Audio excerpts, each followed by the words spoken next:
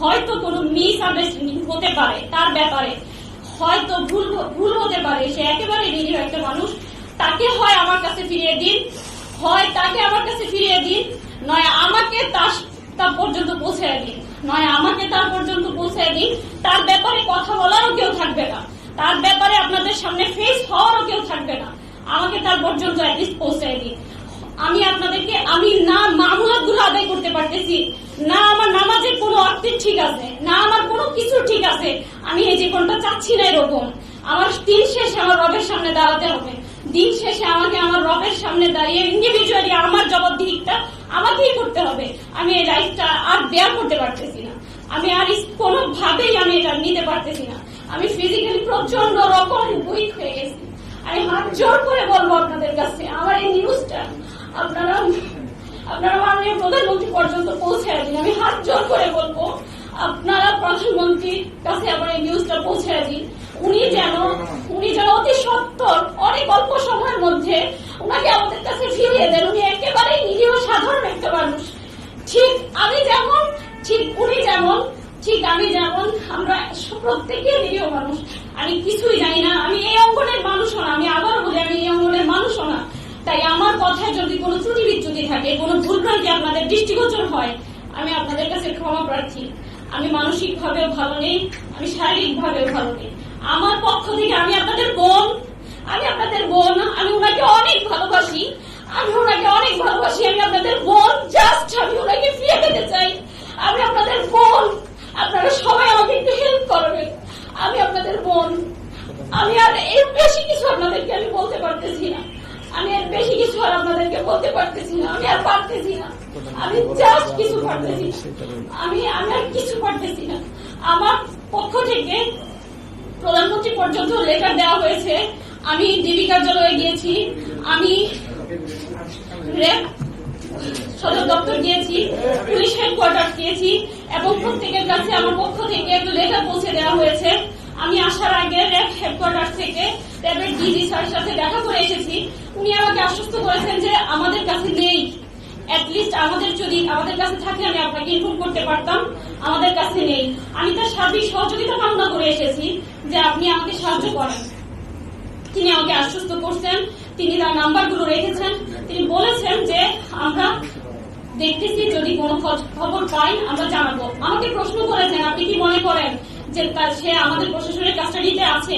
আমি বলেছি না, আমি এমন মনে করে আপনাদের কাছে আপনাদের শরণাপন্ন হইনি, বরং আমি আপনাদের কাছে আপনারা পারবেন, আপনাদের সেই শক্তি আছে সেই আশা নিয়ে আমি আপনাদের শরণাপন্ন হয়েছি। আপনারা চাইলে অনেক অল্প সময়ের মধ্যে সম্ভব,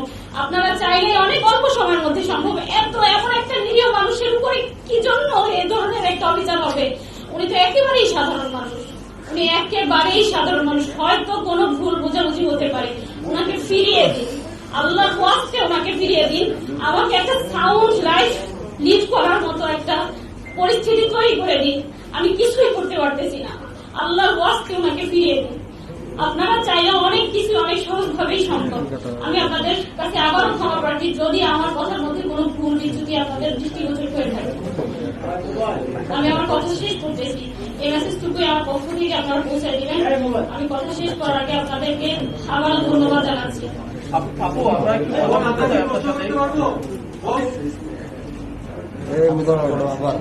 আচ্ছা, আপনারা অবশ্য অবগত আছেন যে আফজাল মোহাম্মদ আদনানের সাথে আরো 3 জন একসাথে নিখোঁজ হয়েছে। আমি তাদের ফ্যামিলির সাথে যোগাযোগ করতে চেষ্টা করেছি।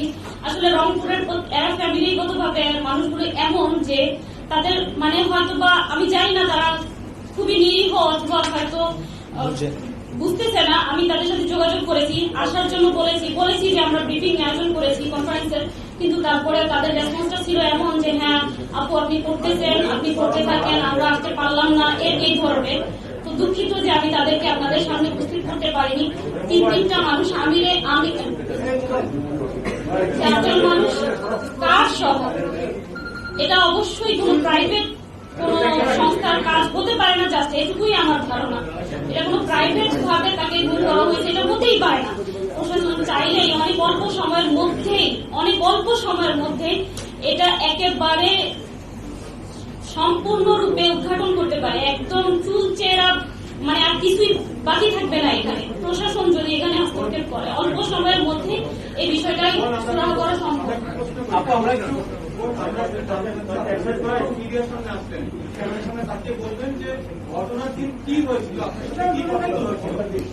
ঘটনার দিন আমি ডিটেলস বলতেছি। ঘটনার দিন উনি আসতেছে যখন 3টা থেকে 3:30,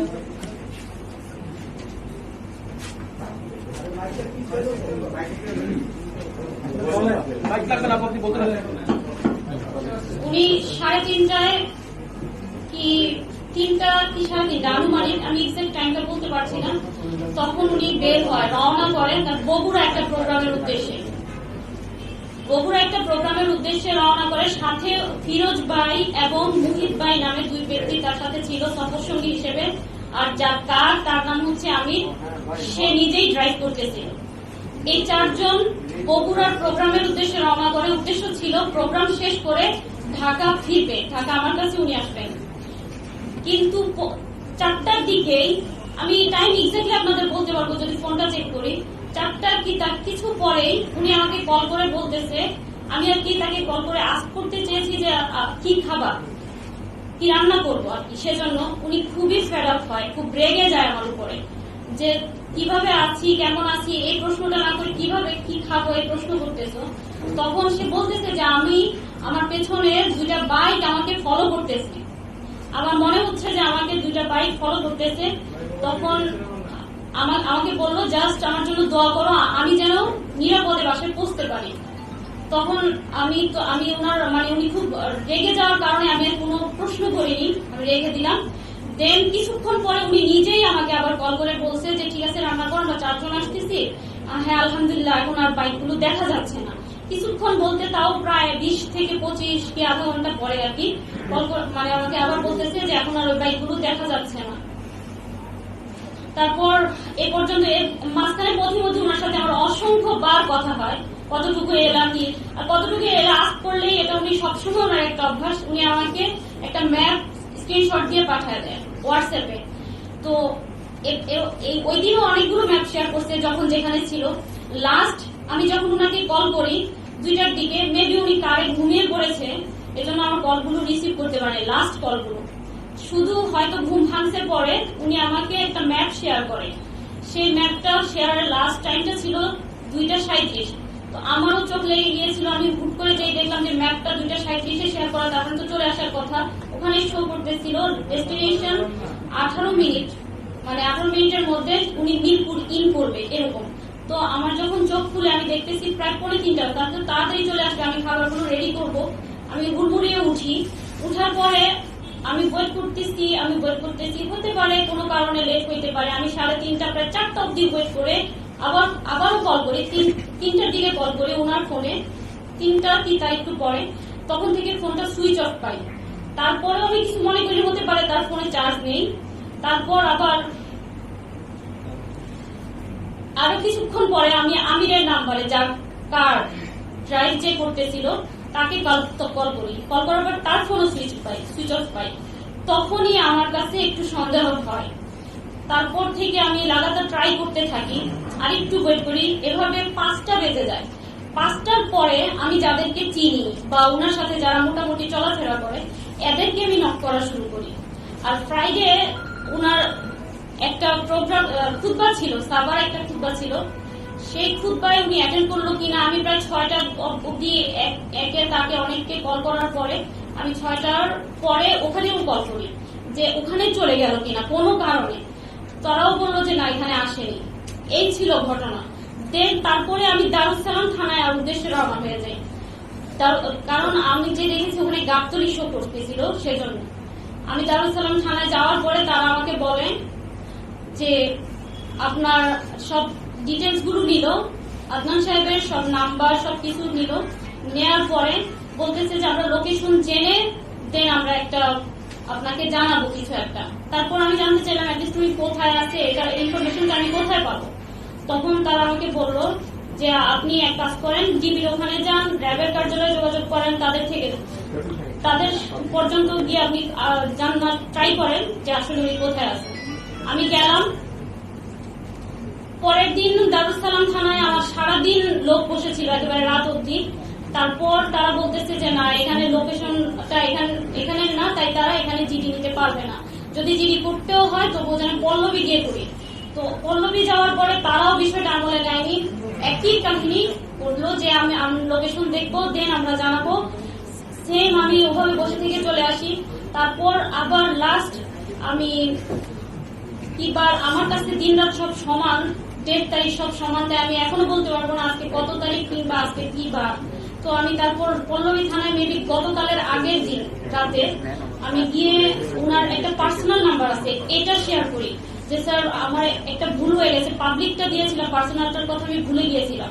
এই পার্সোনালটা দেওয়ার পর ওইটা থেকে তারা বললো, ওটা দেখে ওটার লোকেশনের কথা বলেনি, তাৎক্ষণিকই ততদিনে হয়তো মিডিয়ায় বিষয়টা চলে আসছে গত পরশু রাতে, তাৎক্ষণিক তারা একটা অভিযোগ নেয়। এর মধ্যে রংপুর কোতোয়ালি থানায় ওনার মায়ের পক্ষ থেকে একটা জিডি নেয়, সেই জিডির মাধ্যমে জিডির নাম্বার দিয়ে একটা অভিযোগ গ্রহণ করে পল্লবী থানায়। আর আমি তো আমার চেষ্টা অব্যাহত রেখেছি। এরই মাঝে আমি প্রধানমন্ত্রী কার্যালয়ে 2 বার গিয়েছি, ওখানে লেটার দিয়েছি। ডিবি কার্যালয়ে তো আমি অনেক ট্রাই করেছি, আমাকে তো কোনোভাবে অ্যাক্সেসই দেয়নি। আর আমি তো জানিও না সবচেয়ে বড় কথা কোন বইতে যেতে হবে, কিভাবে কি করতে হবে, কারণ আমি তো এই অঙ্গনের মানুষই না। বাধ্য হয়ে শুধুমাত্র উনার জীবনটার কথা ভেবে উনার জন্য আমার যন্ত্রণার জায়গা থেকে, আমার আর্তনাদের জায়গা থেকে আপনাদের সামনে ফেস হতে হয়েছে। আমি কখনোই ফেস হতে চাইনি। আপু, উনি বগুড়া একটা প্রোগ্রামের কথা বলে বাসা থেকে বের হয়েছিলেন, উনি কি বগুড়ায় গিয়েছিলেন নাকি সরাসরি ঢাকায় এসেছিলেন? একটু যদি না, প্রোগ্রামের কথা, বগুড়ার প্রোগ্রামটা হয়নি। ওই মেবি আমার সাথে তো তার ডিটেলস আর কথা হওয়ার সুযোগ ছিল না। আমি ভাবছিলাম বাসায় এলে দেন আমিও তাকে আস্ক করবো যে আসলে কি কারণ ছিল, কি হয়েছিল প্রতিমধ্যে, কারণ সে খুব রেগে গিয়েছিল আমার উপরে। সেজন্য আমি আর তাকে ওখানে কিছু জিজ্ঞেস করিনি, শুধু এতটুকুই জানতে পেরেছি যে ওই দিন আর প্রোগ্রামটা উনি অ্যাটেন্ড করেনি। আপনার কি মনে হচ্ছে আসলে কারা দিতে পারে? কাদের যে উনি কোনো রাজনৈতিক দলের আশ্রয় প্রশ্রয় কখনো ছিল না এবং কোনো বক্তব্য কখনো কোথাও দেয়নি, কিন্তু আপনার ভাষ্য অনুযায়ী তার সাথে যখন আপনার কথা হয়েছে তখন তিনি এক পর্যায়ে বলেছেন যে রফিক ভাই তার গাড়ি ফলো করেছে। এই ধরনের কথা বা নেভার, না, এই ধরনের কোন সিচুয়েশনের সম্মুখীন আমি কখনোই হইনি, কখনো উনি বলেও নি, কখনো উনি বলেন। তবে উনি এমনিতে যখন এগুলো নিয়ে কথাবার্তা বলতো, মসজিদে খুতবা বা লেকচারে যেত, মাঝে মাঝে বিচ্ছিন্ন কিছু ঝামেলার সম্মুখীন উনি হতো। সেজন্য হয়তো উনি এই যে বিষয়গুলো দেখা যায় ওনার লেকচারে উনি তুলে ধরেছে যে দেখা ইসলামের কথাগুলো বললে বা হক বিষয়গুলো যদি জি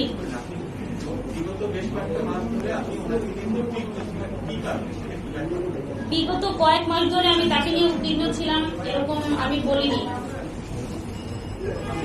প্রোগ্রাম যারা আয়োজক তাদের সাথে যোগাযোগ করেছেন কিনা, বা উনি যে প্রোগ্রামটাতে গেলেন বগুড়াতে প্রোগ্রামে যায়নি, প্রোগ্রামটা অ্যাটেন্ড করেনি।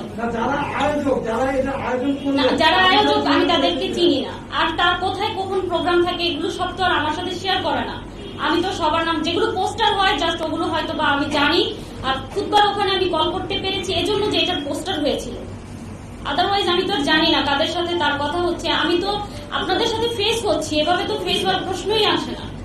আপু, একটু বলবেন কি আসলে আপনাদের কি মনে হচ্ছে, কারা তাকে অপহরণ করে থাকতে পারে, বা আপনাদের পরিবারের পক্ষ থেকে আপনারা কি মনে করছেন? আইন শৃঙ্খলা রক্ষাকারী বাহিনী কেউ নিয়ে গেছে নাকি অন্য কারোর সাথে তার শত্রুতা ছিল? আমি এত কিছু বুঝি না, আমার শুধু সন্দেহের জায়গা থেকে স্বাভাবিক, হয়তো আমার জায়গায় আপনারা থাকলেও মনে হতে পারে এটা হতে পারে, ওইটা হতে পারে, নানান জল্পনা কল্পনা আপনার মনে দানা বাঁধতেই পারে। আমার জায়গায় আপনি থাকলেও এটা হতো। সেই জায়গা থেকে কখনো মনে হয় উনার ব্যাপারে অনেক সময় অনেকে বিরূপ মন্তব্য করতেন, অনেক সময় উনার ব্যাপারে অনেকে অনেক রকমের কথা বলতেন। তো মনে হয় যে এজন্যই কি উনার উপরে কোনো প্রেশার এলো কিনা, বা এজন্যই উনি এত বড় একটা ঘটনার শিকার হলেন কিনা, এজন্যই উনার লাইফটা বিপন্ন কিনা। আবার কখনো মনে হয় উনি জিও পলিটিক্স নিয়ে আলোচনা করতো, পলিটিক্যাল সায়েন্টিস্ট বা সায়েন্স নিয়ে কথা বলতো, সবাইকে পড়াশোনা করার জন্য উদ্বুদ্ধ করতো। ওনার লেকচারগুলো শুনলে দেখবেন তো মনে হয় এটা কি ইন্টারন্যাশনালি কোনো একটা গোয়েন্দাদের বিষয় কিনা। এক এক সময় আমার মনে এটা আমার হতেই পারে, এক এক সময় এক এক রকমের ধ্যান ধারণা চিন্তা ভাবনা কত কিছুই তো ব্রেনে ঘুরপাক খায়। আমি তো এগুলো বুঝি না ভাই, আপনারা ভালো বুঝবেন আমার যে আসলে কি হতে পারে। আমি জাস্ট ঘটনার সাক্ষী, আমি আপনাদের কাছে আমার তার সন্ধান চেয়ে আবেদন করতেছি। সরাসরি একটা প্রশ্ন করি, হ্যাঁ? সম্প্রতি কিন্তু আপনি জিওপলিটিক্সের কথা বলেছেন, ইসলামিক জিওপলিটিক্সের যে জায়গা, ফিলিস্তিন এবং ইসরায়েলের ঘটনা নিয়ে ওনার অবস্থানটাকে কি সম্পর্কে বলছেন?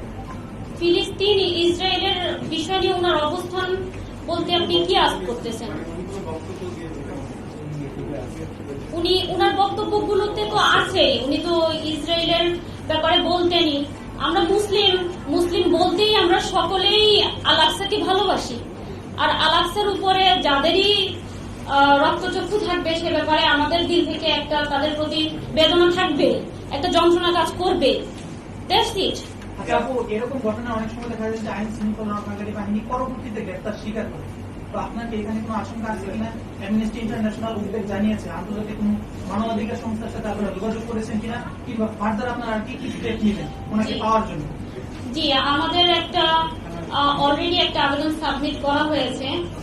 আর হচ্ছে আমি আসলে এ পর্যন্ত আমি এরপরে নেক্সট স্টেপগুলো আমি এখন আমার ব্রেনে নেই। আমি আপনাদের কাছেই আসছি, আমি প্রধানমন্ত্রীর কার্যালয়ে আবার যাওয়ার ট্রাই করব, আমি এভাবেই ট্রাই করে যাব। এরপরে আমার সর্বাত্মক চেষ্টাগুলো এভাবে এগুলো কেন্দ্রিকই হবে। এর বেশি আমি আর কি করতে পারি? আমি তো একটা সাধারণ মানুষ।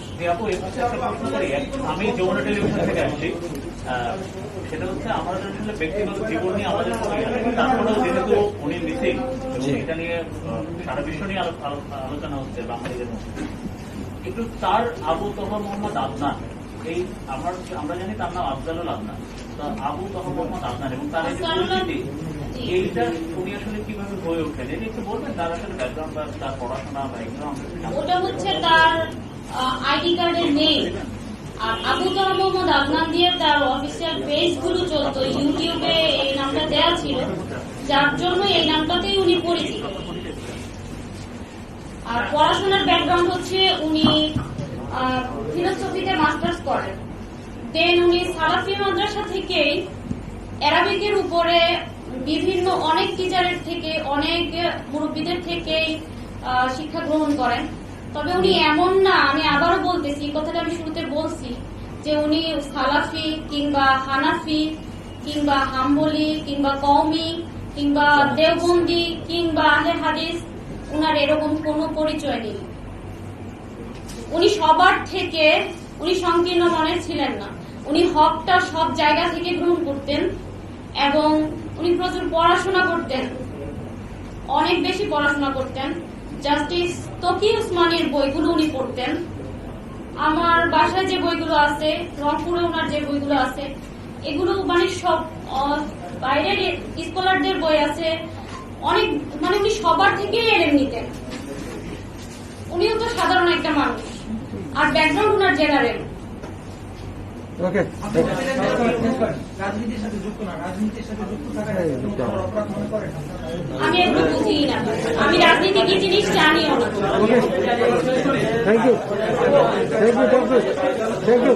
আইনজীবীর কোনো বক্তব্য আছে? আপনারা কি এই যে উচ্চ আদালতে কোনো ধরনের বক্তব্য যাবেন? বিচার বিভাগের কিছু আবেদন জানাবেন? সাধারণ ভাইয়ের কাছে আমার একটা প্রশ্ন। সাধারণ ভাই, আপনি যদি বলতেন যে ব্যবস্থা নিত, তাহলে কি তাকে আরো দ্রুত উদ্ধার করা সম্ভব ছিল? কারণ ওনার স্ত্রী গেছেন, খুঁজেছে, যাওয়া পায় নাই, একদিন গেছে, 2 দিন গেছে, এখানে করতেন না। দ্বিতীয় প্রশ্ন হচ্ছে, আপনি নিশ্চয়ই দাপ্তরিকটা ভালো মতো জানেন, একজন সাবেক সেনা কর্মকর্তা হিসেবে খুবই গুরুত্বপূর্ণ একটা স্থাপন জায়গা, এবং সেটা সবসময় সেখানে পুলিশ, নিরাপত্তা বাহিনী, সিসিটিভি ক্যামেরা, এরকম বিভিন্ন আয়োজন দিয়ে এই আমিনবাজার জায়গাটা এবং ব্রিজটা, আমিনবাজার ব্রিজটা ঘেরা থাকে।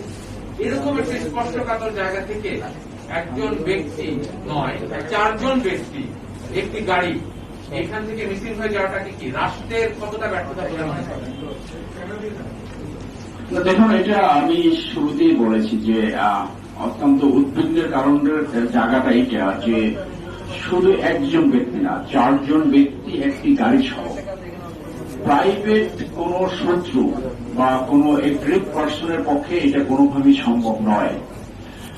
রাষ্ট্র বা আইনশৃঙ্খলা বাহিনী যদি দ্রুত ব্যবস্থা নিত, তাহলে এটা ডেফিনেটলি উদ্ধার করা সম্ভব। আমি ছোট্ট একটা উদাহরণ দিয়ে বলি। আপনাদের মনে আছে অ্যাডভোকেট রেজওয়ানার হাজবেন্ড কিডন্যাপ হয়েছিল নারায়ণগঞ্জ থেকে, সেইটা পরে মিটমাট হয়ে যায়, কোনো আইনশৃঙ্খলা বাহিনী ব্যবস্থা নেয় না। একই দিনে একটি শিশু কিডন্যাপ হয়েছিল, পুলিশ দ্রুত সেই শিশুটাকে উদ্ধার করতে পারে। আমাদের পুলিশ অনেক এফিসিয়েন্ট, তারা বিদ্যুৎ গতিতে ব্যবস্থা নিতে পারে, যেটা পরিমণির ব্যাপারে নিয়েছে। পরিমণি নিজেই স্টেটমেন্ট দিয়েছে যে বিদ্যুৎ গতিতে তারা কাজ করেছে। কিন্তু এখানে যদি রাষ্ট্রের উচ্চ জায়গা থেকে নির্দেশ দিত অথবা নির্দেশ যায়, তাহলে আমি মনে করি এটা মাত্র ঘন্টার ব্যাপার তাকে বের করা।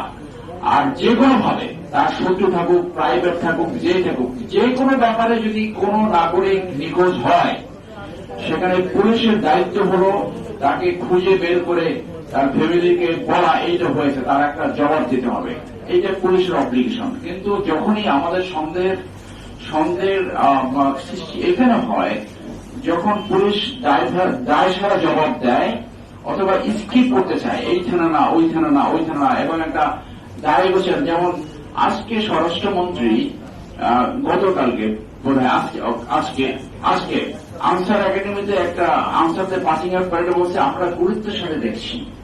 এই কথাগুলো অনেক সময় একটু দায় সারা গোছের মনে হয়। শুধু দেখছি বললে হবে না, যদি রাষ্ট্র চায়, রাষ্ট্রের উপরে কেউ শক্তিশালী নাই।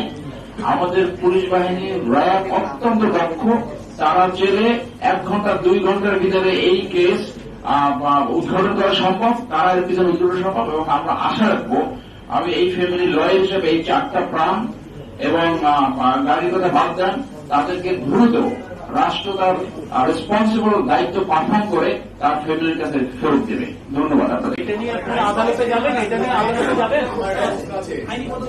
এটা নিয়ে কোনো আইনি পদক্ষেপে যাবেন?